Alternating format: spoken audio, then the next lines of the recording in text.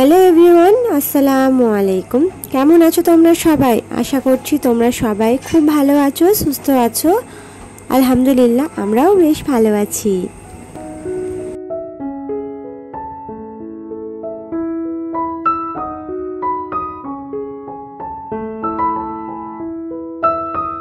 তো ভিডিওর শুরুতে তোমরা বুঝেই গেছো যে সকালের নাস্তা দিয়েই আজকের ভিডিওটা শুরু করেছি। তো আজকের হচ্ছে শুক্রবার, আর শুক্রবার ঠিক সকাল 7টা থেকে আমি আমার ব্লগটা স্টার্ট করছি। তো আশা করছি প্রত্যেক দিনের মতো আজকের ভিডিওটাও তোমাদের কাছে একটু হলেও ভালো লাগতে পারে, তাই ভিডিওটা না টেনে শেষ পর্যন্ত দেখার অনুরোধ রইল।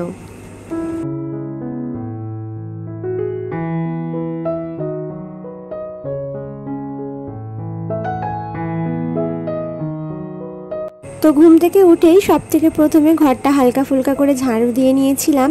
তারপরে ব্রেকফাস্টটা রেডি করে নিয়ে আমরা তিনজনে মিলেই নাস্তাটা সেরে নিয়েছি, আমি, মা এবং হাজবেন্ড। তারপর হাজবেন্ড কিন্তু কাজে বেরিয়ে গেলেন, আর তারপর মা এখন বাড়িতেই রয়েছেন। মা একটু পরে বেরিয়ে যাবেন।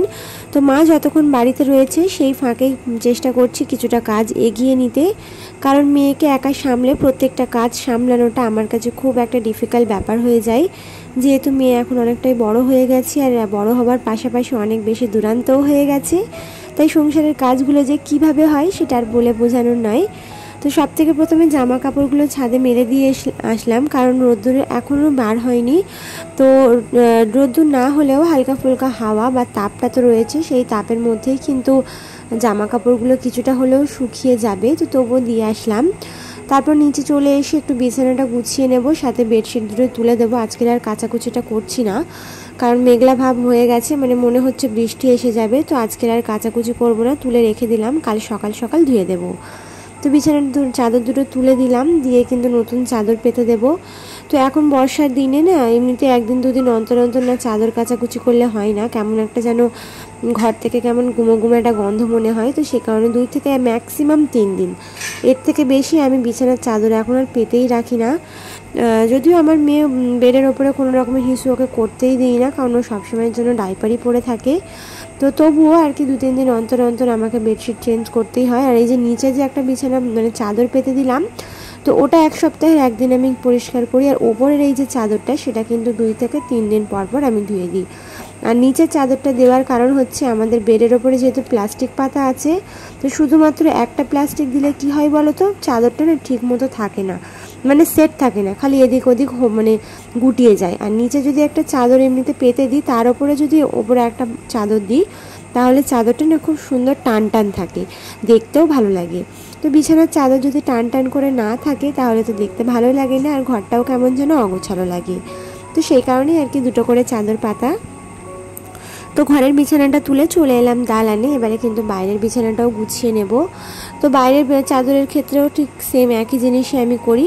হ্যাঁ, তো 4 দিন বা 3 দিন পর পরই আমি বিছানাটা গুছাই। যদিও দালানের বিছানাটা খুব একটা ব্যবহার হয় না, তবুও ঘরের করব বাইরের করব না এমনটা নয়, আমি কিন্তু একসাথে না হলেও মোটামুটি ঘরের বাইরের এরকমভাবে চেঞ্জ করি। তো আজকের আর যেহেতু কাচবো না, তাই আজকে তুলছি না, কালকে সকালবেলা এই বেডশিটটা চেঞ্জ করে দেব। তো বিছানাটা গুছিয়ে নিয়ে তারপর আবারও আমি ঘর দুটো ঝাড়ু দিয়ে নেব। সকালবেলা না শুধুমাত্র ঘরটুকুনি ঝাড় দিতে পারি, কারণ দালানের মধ্যে আমার হাজবেন্ডের গাড়ি থাকে। তো সে কারণে উনি যখন গাড়িটা নামিয়ে নিয়ে চলে যায়, দেখা যায় কি ওনার চাকার মধ্যে অনেকটা পরিমাণে নোংরা থাকে।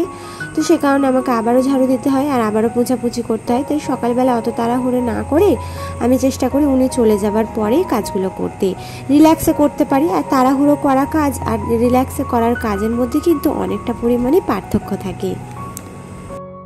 তো শুক্রবারে সকালবেলা আমার শাশুড়ি মায়ের তাগাদা থাকেন, তো উনি বেরিয়ে গেছেন। তো যতটুকু কাজ পেরেছি এগিয়ে নিয়েছি। তারপরে এই যে মেয়ে দুষ্টামি শুরু, মানে আমি যেটা করব ও সেটা করবে। তো বড় ঝাড়ুটা দিলে আমি তো আর ঝাড়ু দিতে পারবো না, সেই কারণে ওকে বুঝিয়ে সুজিয়ে ছোটো ঝাড়ুটা দিয়ে আমি কিন্তু ঘরটা, দালানটার সাথে রান্নাঘর সব কিছু খুব ভালোভাবে ঝাড়ু দিয়ে নেব। তারপরে পোছাপুছিটা এখনই কমপ্লিট করে নেব, তাহলে সকাল সকালে আমার কিন্তু অনেকটা কাজই এগিয়ে যাবে। মানে মোটামুটি ঘরের কাজটা আমার কমপ্লিট হয়ে রইল, শুধুমাত্র রান্নাবান্নাটাই বাকি থাকবে আর কি।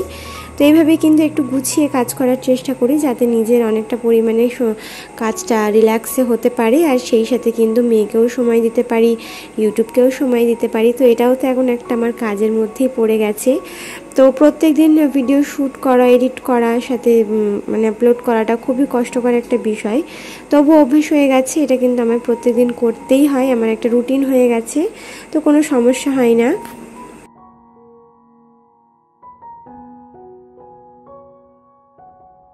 তো চলো এবারে কিছু আমার মিষ্টি দিদি বোনদের কমেন্টের উত্তর দিয়ে দিই। তো সবথেকে প্রথমে আমার এক দিদিবোন কমেন্ট করেছিলেন আগের ভিডিওতে, সাবানা ইয়াসমিন। উনি বলেছেন, আপু তোমার মেয়ে কি দুপুরে ভাত খায় না? একটু আলু সিদ্ধ দিয়ে আর ডাল দিয়ে ভাত দিও, ওর অন্যরকম ভালো লাগবে। তো আমি যখন ডাল করি, মানে আমাদের বাড়িতে যখন ডাল হয়, তখন কিন্তু আমি ভাতের মধ্যে আলু দিয়ে দিই ওর জন্য, আর ও খায়, মজা করেই খায়। ডালটা কিন্তু খেতে বেশ ভালোই বাসে। এমনিতে ওর জন্য আলাদাভাবে কোনো রান্নাবান্না করি না, আমাদের বাড়িতে যখনই মানে যা রান্না হয় তরি তরকারি সেটাই ওকে খাওয়াই। আবার মাঝে মধ্যে দেখা যায় কি হয়তো এমনই তরি তরকারি হচ্ছে যেটাও খেতে পারবে না, তখনই কিন্তু ওর জন্য আলাদাভাবে খিচুড়ি করলাম, বা ওর জন্য একটু আলু মানে ডাল রান্না করলাম, তার মধ্যে একটু আলু ফেলে দিলাম। হয় না মাঝে মধ্যে হয়তো এমনই একটা মাছের ঝাল করলাম যে মাছের মধ্যে প্রচণ্ড কাঁটাও খেতে পারবে না, তো তখন ওর জন্য আলাদাভাবে কিছু করি। না হলে এমন হয়তো তরকারি হচ্ছে যেটাও খেতে পারবে, কোনো সবজি রান্না করলে সেক্ষেত্রে আলাদাভাবে ওর জন্য কিছু করি না। তো তুমি যে এত সুন্দর একটা কমেন্ট করেছো তার জন্য তোমাকে অনেক অনেক অনেক ধন্যবাদ, আর তোমার জন্য রইল অনেক ভালোবাসা।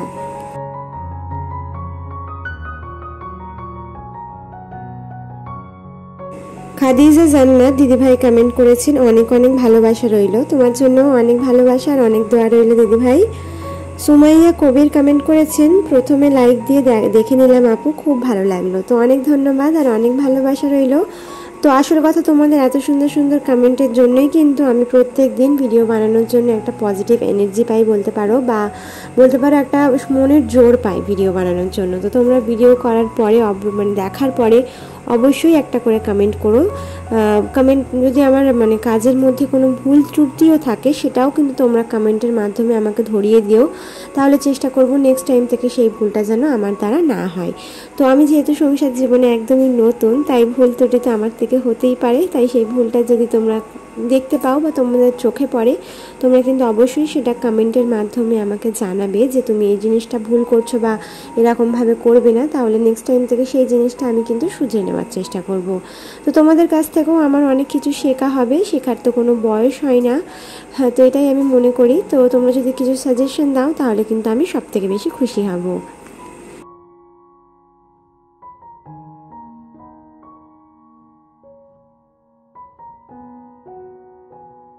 তো রান্নাঘর, ঘর, দালান, সিঁড়ি এগুলো ঝাঁট দিতে কিন্তু আমার অনেকটা পরিমাণে সময় লাগে, মানে ঝাড়ু দিয়ে যদি পোছাপুছি কমপ্লিট করতে যাই তাহলে কিন্তু আধ ঘন্টার বেশি সময় চলে যায়, ম্যাক্সিমাম 1 ঘন্টা লাগে। এর সাথে যদি ভিডিও শ্যুট করতে যাই তাহলে তো আরও বেশি সময় লাগে, কারণ এই অ্যাঙ্গেল থেকে ওই অ্যাঙ্গেলে ক্যামেরাগুলোকে সেট করা, তারপর কাজগুলো করার ক্ষেত্রে কিন্তু অনেকটা পরিমাণেই সময় লেগে যায়। তো যাই হোক, এখানে কিন্তু চলে এলাম থালাবাটিগুলো ধুতে। আসলে রাত্রেবেলা এই কদিন একদমই থালাবাটি ধুতে পারছি না, সেটা আমার গলার আওয়াজে তোমরা বুঝতে পারছো যে এখনও হালকা ফুলকা আমার ঠান্ডা লেগে আছে। তো সকালবেলা আর কি ব্রেকফাস্ট করার পর একেবারে চেষ্টা করছি থালাবাটিটা ধুয়ে নিতে। তারপরে এই যে থালাবাটিগুলো ধুয়ে নিয়ে বেসিন এরিয়াটাকে ক্লিন করে নিয়ে চলে এলাম এখানে রান্না করতে। তো একেবারে যে রান্নাটার প্রসেসে এসছি এমনটা নয়, মেয়েকের ফাঁকে আমি খাইয়েও দিয়েছি, না হলে কিন্তু আমাকে শান্তিভাবে রান্নাবান্নাটা করতেই দেবে না। তো আজকের মা মানে স্কুলে যখন ভাত আনতে গিয়েছিলেন, আসার পথে মাকে বলেছিলাম কিছু সবজি এনে দিও। তো সবজির মধ্যে এখানে এনেছেন পুঁই শাক আর সাথে কুমড়ো দিয়ে গরুর মাংস খেতে কিন্তু আমার বেশ মজা লাগে, আর আমরা 3 জনেই বেশ মজা করে খাই। তো সে কারণে এখানে কুমড়ো আর পুঁই শাক এনে দিয়েছি, তো গরুর মাংস দিয়ে রান্না করব। তো আসলে ব্যাপারটা হচ্ছে গরুর মাংসটা ফ্রিজের মধ্যে বরফ হয়েছিল, যে কারণে ছাড়াতে অনেকটা সময় লেগে গেছে। এই যে যেমন ধরো আজকের আমার হাজব্যান্ড বাড়িতে নেই, তো ওনাকে দিয়ে তো গরুর মাংসটা আনানো যাবে না, তো যেদিন ওনার ছুটি থাকে সেদিনকেই কিন্তু ওনাকে দিয়ে আনানো হয়ে থাকে গরুর মাংস, মুরগির মাংসগুলো। তো সারা সপ্তাহ উনি বাড়িতে থাকেন না, তো এবারে কিন্তু উনি বাড়িতে না থাকলে সেগুলো কি আনতে যাবে। তো ছুটির দিনকে আনিয়ে রাখলে কি হয়, এই যে এমনি সময় যেদিন রান্না হয় সেদিনকে ফ্রিজ থেকে বার করে নিলাম, নিয়ে রান্না করতে পারবো। তো গত সপ্তাহে আনিয়েছিলাম এই গরুর মাংসটা, তো সেটাই কিন্তু এখন ফ্রিজ থেকে বার করে আমি যতটা পরিমাণ আমার প্রয়োজন ততটা রান্না করবো, আর বাকিটা জাল করে রেখে দেবো। আর ফ্রিজে ঢোকাচ্ছি না, মানে কাঁচা আর ঢোকাচ্ছি না, হালকা লবণ দিয়ে জাল করে রাখবো, তাহলেও কিন্তু খেতে ভালো লাগে। তো তারপর প্রেশার কুকারে আমি রান্নাটা বসিয়ে দেবো, আর খুব তাড়াহুড়ো করে রান্নাটা করেছি। তো সে কারণে আজকে আর পুরো রান্না বান্না আর সেই সাথে খাওয়া দাওয়ার ভিডিও তোমাদের মাঝে তুলে ধরবো না। তো অনেকটা দেরি হয়ে গেছিলো, তো এইভাবে কিন্তু একটু গরুর মাংস দিয়ে পুঁই শাক কুমড়ো দিয়ে এক পদেই আজকের দুপুরের খাওয়া দাওয়া হলো। তো সত্যি কথা বলতে এক পদে খাওয়া দাওয়া করতে আমাদের কোনো সমস্যা হয় না, কারণ এটা একটা ভারী তরকারি বলতে পারো, যেটা দিয়ে দুপুরের ভাত বা রুটি সব রকমই খাওয়া যাবে। তো মা তো রাত্রেবেলা রুটি খাবে, আর আমি তো আর আমার শাশুড়ি মা দুপুরে খাবো, আর হাজব্যান্ড তো শুধু রাতেই খাবেন। তাই অনেক বেশি তরকারি যেদিন করি সেদিনকে না তরকারি থেকে যায়, আর সেই বাসি তরকারি খাওয়াটা কোনোভাবেই প্রেফার করি না। আমার নিজেরও প্রবলেম হয়, মাও খেতে চায় না। সে কারণে যতটা সম্ভব চেষ্টা করি আমাদের যতটুকু প্রয়োজন ততটুকুই রান্না করতে। এবার মাঝে মধ্যে তো হয়েই যায় কম বেশি, প্রত্যেক দিন তো আর একেবারে হিসাব করে রান্না করা যায় না, মাঝে মধ্যে কম হয়ে যায়, তখন রাত্রেবেলা কোনো কিছু একটা রেসিপি করে নিই। আবার কোনো সময় বেশিও হয়ে যায়, জাস্ট মাঝে মধ্যে আবার সেই থেকে যাওয়া তরকারিটা তার পরের দিনকে বেলার দিকে খেয়ে নিতেই হয়। তো এইভাবেই চলতে থাকি আর কি সংসারের কাজ। তো প্রত্যেক সংসারের আশা করি এই একই গল্প, একই কাজ, একই সব কিছু, তবে একটু আর কি করার ধরনটা আলাদা আর কি।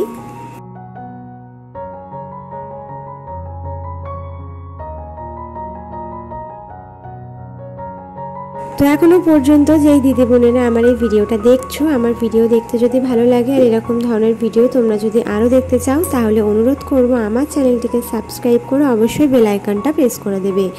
এতে করে যেটা হবে, আমার ভিডিও ছাড়া মাত্রই তোমাদের কাছে নোটিফিকেশনটা পৌঁছে যাবে। আর যারা অলরেডি কাজটা করে দিয়েছো তাদেরকে অসংখ্য ধন্যবাদ।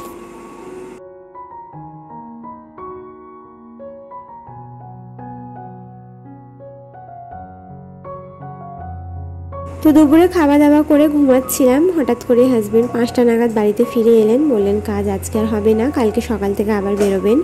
তো সেই কারণে সন্ধ্যাবেলা একটু মুড়ি মাখা করেছিলাম, আমার হাজব্যান্ডের বেশ ফেভারিট একটা মুড়ি মাখা। তো ওনার জন্য বিশেষ করে আমি ফ্রিজের মধ্যে ছোলাটা ভিজিয়ে রাখি, ভিজিয়ে ফ্রিজে রেখে দিই। কখন ওনার ভালো লাগে রাত্রে মাঝে মধ্যেও খেতে চান, মানে খাওয়া দাওয়া শেষ করে, সে কারণে ফ্রিজের মধ্যে সবসময় কিছু থাক আর না থাক আমার শসা টমেটো আর সেই সাথে ছোলাটা কিন্তু থাকে, কাঁচা ছোলাটা ভেজানো থাকে। তো ছিল বলেই আর কি এই যে মুড়ি মাখা করতে পারলাম। তো এখানে কিন্তু একটু মুড়ি মাখা খাওয়া হলো সন্ধ্যাবেলায়, আর মা আবার আজকের বাড়িতে নেই, মা বেরিয়ে গেছেন। তো যাই হোক, এখানে আমরা এখন মুড়ি মাখা খেয়ে নিচ্ছি। তো সন্ধ্যাবেলা নাস্তা শেষ করে তারপরে কিন্তু একটু নিজের কাজ করব। নিজের কাজ বলতে যে বাড়িতে মেশিনটা ফিট করা হয়েছে, সেটা নিয়ে তো তোমাদের আর কিছু শেয়ারই করা হয় না। তো চুড়িদার সেলাই শিখতে যাচ্ছিলাম, বাট এই কটা দিন আর যেতে পারছি না বৃষ্টির কারণে। তো আবারও বেরোবো, খুব তাড়াতাড়ি বেরোবো, কিন্তু নিজেরও টুকিটাকি কিছু কাজ ছিল ঘরের, মেশিন থাকলে তো অনেক কাজই করা যায়। তো রুটি বেলার জন্য যে আমরা তোয়ালে বা কিছু বিছিয়ে তো রুটিটা বেলে থাকি, তো ভাবলাম একটা হাতে কিছু তৈরি করে নেওয়া যাক, তাহলে দেখতে ভালো লাগবে। আর নিজের তৈরি করা বা নিজের বানানো জিনিস ব্যবহার করতে কারই বা ভালো লাগে বলো, মানে কার না ভালো লাগে। তো সে কারণে একটু পুরানো কাপড় ছিল, সেই কাপড় দিয়ে একটুখানি রুটি বেলার কেটে কিছু তৈরি করলাম, মানে ম্যাট মতো বলতে পারো, যার মধ্যে রুটিটা বা বেলুনটা রেখে যখন আমি রুটিটা বেলবো, কাউন্টার টপে যখন ঘষাঘষি করব তখন কিন্তু ওটা না হয়, আর দেখতেও যেন ভালো লাগে। তো ওটা ফিনিশ করার পর তোমাদের সাথে কিন্তু ফাইনাল লুকটা আমি শেয়ার করব পরে কোনো এক ভিডিওতে, বা যখন রুটি করব রান্নাঘরে তোমরা তো দেখতেই পাবে। তো সেই কারণে মেশিনে বসলাম, বসে এখন আপাতত টুকটাক কিছু হাতের কাজ করছিলাম, মানে হাতের কিছু ন্যাকড়া করলাম। তো এরকমভাবে কিছু টুকিটাকি কাজকর্ম করতে কিন্তু আমার বেশ ভালো লাগে, যেগুলো আমি সন্ধ্যার ফাঁকা সময়টাতেই করে থাকি। তো এইভাবে টুকিটাকি কিছু কাজ করি, আর তারপরেই থাকে আমার ভিডিও এডিটিং, সাথে মেয়েকে খাওয়ানো, মেয়েকে দেখাশোনা। তো এইভাবেই আমার সারাটা দিন কাটতে থাকে। তো আজকের ভিডিওটা এ পর্যন্তই ছিল, আশা করছি পরবর্তী ভিডিও পর্যন্ত তোমরা সবাই সুস্থ থাকবে, ভালো থাকবে। আল্লাহ হাফিজ, আসসালামু আলাইকুম।